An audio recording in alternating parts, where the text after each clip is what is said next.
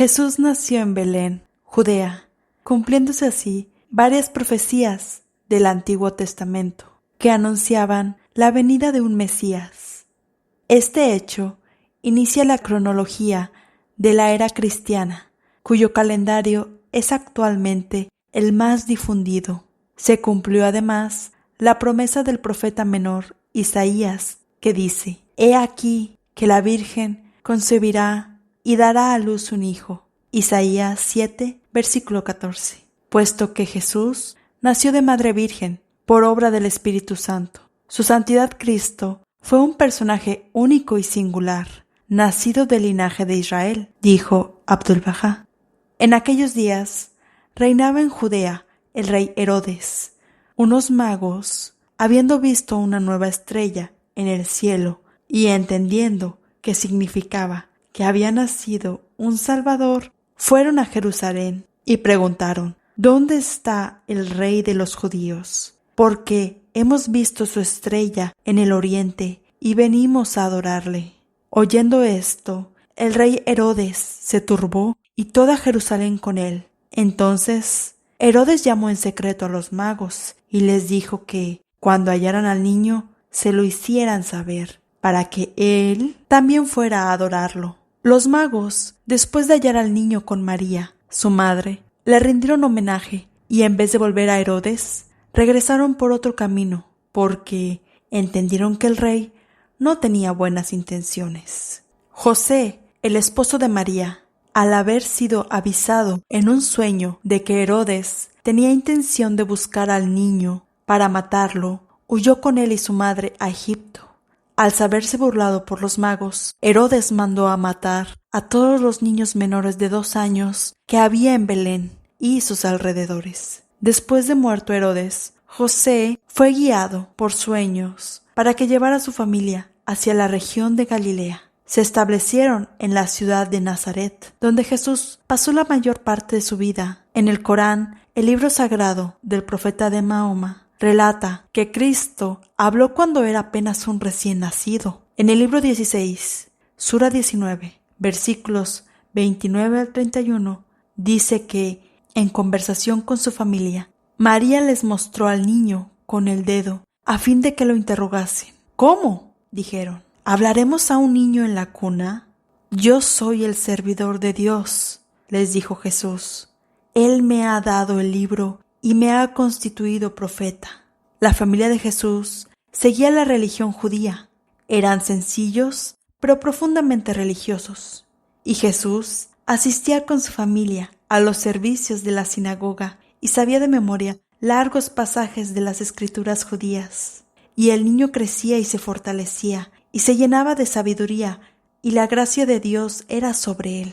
Cuando tenía 12 años, estuvo en el templo de Jerusalén, sentado en medio de los doctores de la ley, oyéndoles y preguntándoles, y todos los que le oían se maravillaban de su inteligencia y de sus respuestas. Jesús no tuvo educación escolar. Su sabiduría fue divinamente inspirada. Los mensajeros divinos reciben su conocimiento directamente de Dios y no necesitan maestros humanos. Como la familia de Jesús era pobre, trabajó de carpintero con José durante su juventud. Se caracterizó siempre por una maravillosa pureza y profunda devoción. Desde niño demostró extraordinario interés por los asuntos religiosos. Tenía una inteligencia aguda y era sensible a las condiciones sociales del pueblo. En aquellos días vino Juan el Bautista, predicando al desierto de Judea y, por mandato divino, preparaba el camino para el nuevo Mesías que pronto habría de manifestarse. Pedía a la gente que se arrepintiera de sus pecados como preparación para ese gran acontecimiento y los bautizaba en el río Jordán como símbolo de la purificación por medio del arrepentimiento. Logró atraer a la gente de toda Palestina. Escuchaban sus ardientes prédicas de alto contenido ético y gran sentido de urgencia.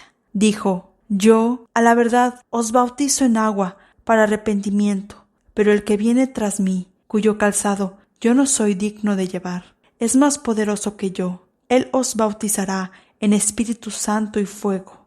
Mateo 3, versículo 11. Entre los que fueron bautizados por él figuraba Jesús. Como Cristo deseaba que esta institución de Juan fuese puesta en práctica por todos en esa época, él mismo se sometió a ella, para despertar al pueblo y para consumar la ley de la religión anterior. Aunque la ablución de arrepentimiento era una institución de Juan, en realidad ella era practicada en el pasado en la religión de Dios. Cristo no tenía necesidad del bautismo, pero como en ese tiempo esta era una acción bien vista y loable y un signo de las buenas nuevas del reino, por tanto, él lo confirmó. Sin embargo, luego dijo que el verdadero bautismo no es con el agua material, sino que es preciso que sea con el Espíritu y el agua. Finalmente, Juan el Bautista fue arrestado y decapitado, pero dejó tras de sí a muchos seguidores leales que esperaron al prometido Mesías. Jesús inició su misión divina a los 30 años, cuando el Espíritu de Dios descendió sobre él, simbolizando una paloma, y hubo una voz de los cielos que decía: «Este es mi Hijo amado, en quien tengo complacencia». Mateo 3, versículo 17. Después de esto, Jesús fue llamado Cristo, es decir, el que Dios ha escogido, o el ungido. Como primer paso, Cristo fue al desierto por 40 días y 40 noches. Durante este periodo ayunó. En los 3 años que siguieron los de su ministerio, llevó una vida agitada, pero hermosísima por su pureza, radiante de amor y resplandeciente en las más tiernas cualidades del corazón. Elevaba a las almas con sus sublimes enseñanzas, transformaba muchas vidas con la iluminación de su santidad y realizaba numerosas obras buenas. Empezó su ministerio en Galilea, Palestina, y escogió a Capernaum como sede. Al principio hablaba en las sinagogas, pero cuando aumentó la multitud de personas que lo escuchaban, comenzó a predicar en plazas y campos, y se admiraban de su doctrina, porque les enseñaba como quien tiene autoridad. Marcos 1, versículo 22. Además, realizaba muchas curaciones y milagros. Viendo la señal que Jesús había hecho, dijeron: «Este verdaderamente es el profeta que había de venir al mundo». Juan 6, versículo 14. Su popularidad se acrecentó de tal manera que la gente vino a él desde todas las direcciones. Cristo recorrió Palestina, realizando su obra divina y difundiendo sus sublimes enseñanzas para la purificación de los corazones de los males mundanos, como la ira, el orgullo, la mentira, la hipocresía, los celos, el odio, etc. Predicó enseñanzas de valor eterno. Amad a vuestros enemigos, bendecid a los que os maldicen, haced bien a los que os aborrecen y orad por los que os ultrajan y persiguen. Mateo 5, versículo 44. La regla de oro que dio Jesús dice: «Así que todas las cosas que queráis que los hombres hagan con vosotros, así también haced vosotros con ellos». Mateo 7, versículo 12. En su bellísimo sermón de la montaña declara: «Bienaventurados los pobres en espíritu, porque de ellos es el reino de los cielos. Bienaventurados los que lloran, porque ellos recibirán consolación. Bienaventurados los mansos, porque ellos recibirán la tierra por heredad. Bienaventurados los que tienen hambre y sed de justicia, porque ellos serán saciados. Bienaventurados los misericordiosos, porque ellos alcanzarán misericordia. Bienaventurados los de limpio corazón, porque ellos verán a Dios. Bienaventurados los pacificadores, porque ellos serán llamados hijos de Dios.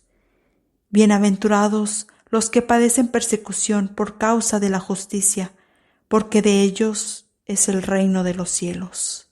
Mateo 5, versículos del 3 al 10. Esta y otras muchas enseñanzas de belleza y sabiduría inmortales llenan el Evangelio, las sagradas escrituras del cristianismo. Jesús hablaba a gente sencilla, en lenguaje sencillo, acerca de los asuntos esenciales de la religión e ilustraba sus enseñanzas con ejemplos en relación a la naturaleza y a la vida humana.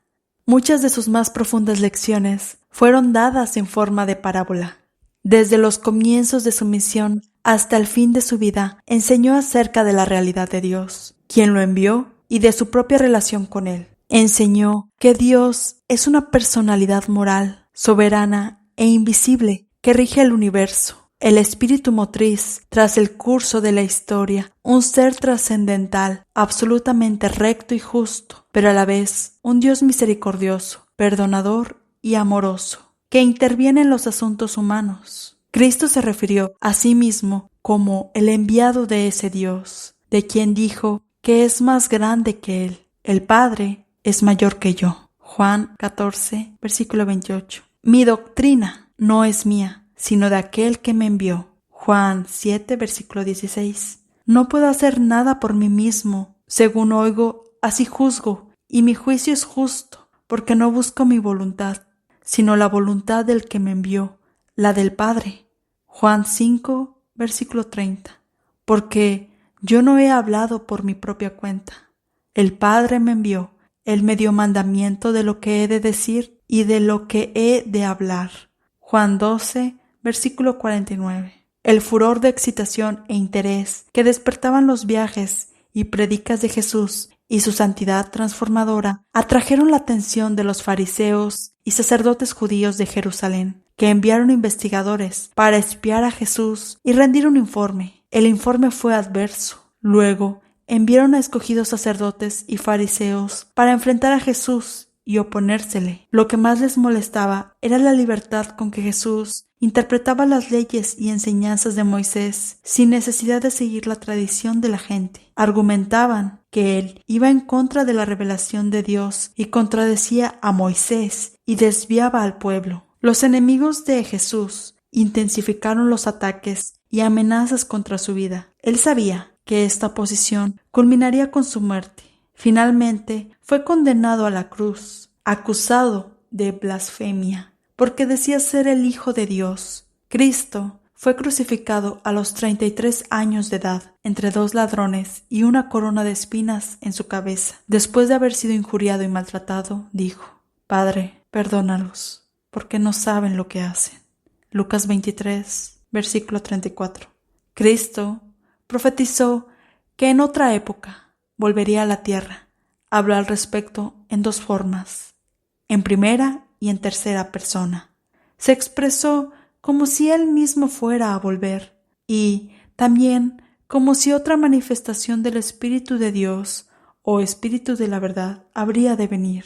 Dijo: Habéis oído, como yo os he dicho, voy y vengo a vosotros. Juan 14, versículo 28. Aún tengo muchas cosas que deciros, pero ahora no las podéis sobrellevar. Pero cuando venga el Espíritu de verdad, Él os guiará a toda la verdad, porque no hablará por su propia cuenta, sino que hablará todo lo que oyere y os hará saber las cosas que habrán de venir. Juan 16, versículos 12 y 13. Acuérdate, pues, de lo que has recibido y oído, y guárdalo y arrepiéntete. Pues si no velas, vendré sobre ti como un ladrón, y no sabrás a qué hora vendré sobre ti. Apocalipsis 3, versículo 3. El retorno de Cristo a la tierra quiere decir entonces el retorno de la misma divinidad, del mismo Espíritu de Dios, en otro cuerpo y con otro nombre. Se advierte también que hay que estar alertas, porque su retorno no va a ser espectacular ni ostentoso, sino callado, como un ladrón en la noche. Los discípulos de Cristo le pidieron que indicara las señales que identificarían este acontecimiento, diciendo: Dinos, ¿cuándo serán estas cosas y qué señal habrá de tu venida y del fin del mundo? Mateo 24, versículo 3. Cristo les indicó varias señales, dos de las cuales se relacionan con visiones del profeta menor Daniel, donde le fueron reveladas de forma simbólica las dos fechas históricas de 1844 y 1863 después de Cristo. La Biblia relata que, después de que Cristo fue al mundo celestial, reveló a San Juan por medio de un ángel, el conocimiento que Dios le había dado sobre cosas que debían suceder en el futuro. Apocalipsis capítulo 1, versículo 1. Y se le dio a entender que una maravillosa civilización se establecería en la tierra en un ciclo venidero, es decir, el desarrollo de excelsas facetas de la vida humana que redundarían en un gran adelanto para toda la humanidad. Se refirió a esa civilización en términos simbólicos: un cielo nuevo y una tierra nueva, y la santa ciudad, la nueva Jerusalén, que descendería del cielo de Dios. Apocalipsis 21, versículos 1 y 2. La interpretación de estas profecías, dada en las enseñanzas bahá'ís, es la siguiente.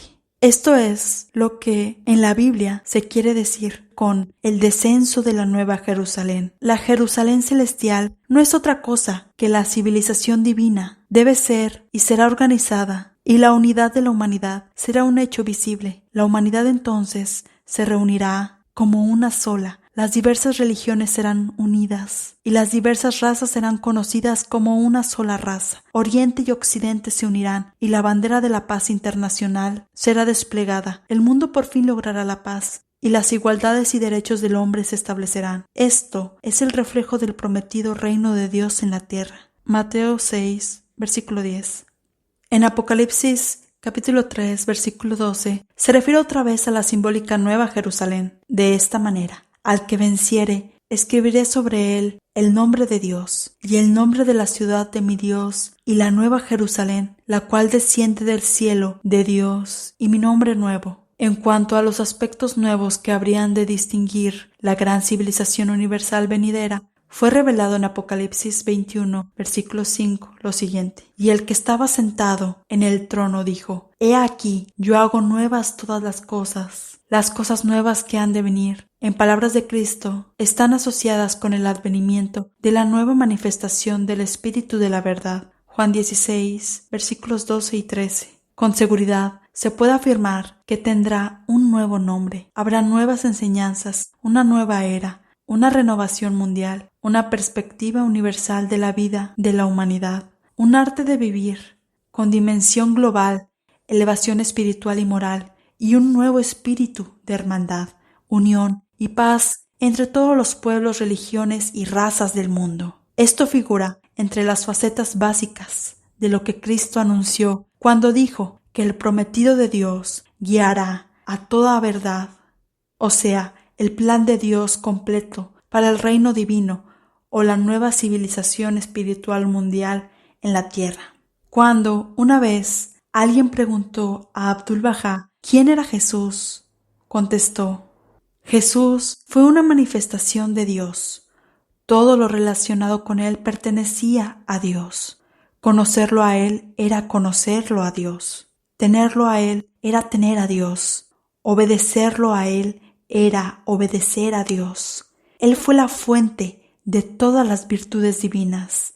En Él se manifestaban todas las cualidades celestiales y por Él la luz del sol de la realidad fue reflejada al mundo. Por medio de este espejo, la energía de Dios fue transmitida al mundo. Todo el disco del sol de la realidad fue reflejado en él, afirmó Shoghi Effendi, guardián de la fe Bahá'í. En cuanto a la posición de la cristiandad, se ha dicho, sin vacilación ni ambigüedad, que se reconoce incondicionalmente su origen divino. Se afirma decididamente la condición de hijo y la divinidad de Jesucristo. Se acepta plenamente la inspiración divina del Evangelio. Se confiesa la realidad del misterio de la Inmaculada Concepción de la Virgen María y se sostiene y defiende la primacia de Pedro, el príncipe de los apóstoles.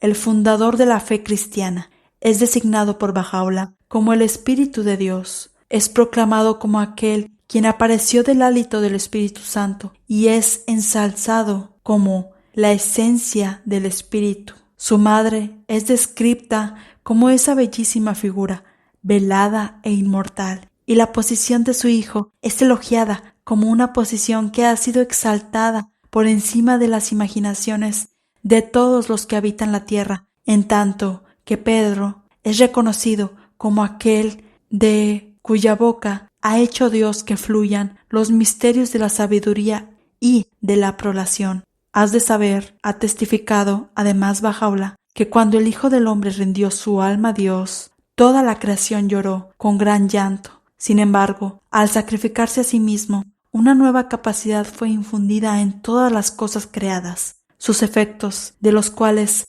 dan testimonio los pueblos de la tierra, están manifiestos ahora ante ti. La más amplia sabiduría de los eruditos hayan expresado los más profundos conocimientos que mente alguna haya descifrado, las obras de arte que las más diestras manos hayan producido, la influencia ejercida por los más poderosos de los gobernantes, no son sino manifestaciones de la fuerza vivificadora, liberada por su resplandeciente y trascendente espíritu, que todo lo penetra. Atestiguamos que cuando Él vino al mundo, derramó el esplendor de su gloria sobre todo lo creado. Por Él, el leproso sanó de lepra, de la perversidad y la ignorancia. Por Él fueron curados el impuro y el descarriado. Mediante su poder, nacido de Dios Todopoderoso, los ojos del ciego fueron abiertos y el alma del pecador santificada. Es Él quien purificó al mundo.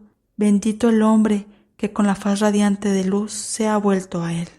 Esto fue la Divina Sinfonía para Enseñanzas Bahá'í. En nuestro siguiente episodio estaremos hablando sobre Mahoma. No se lo pierdan.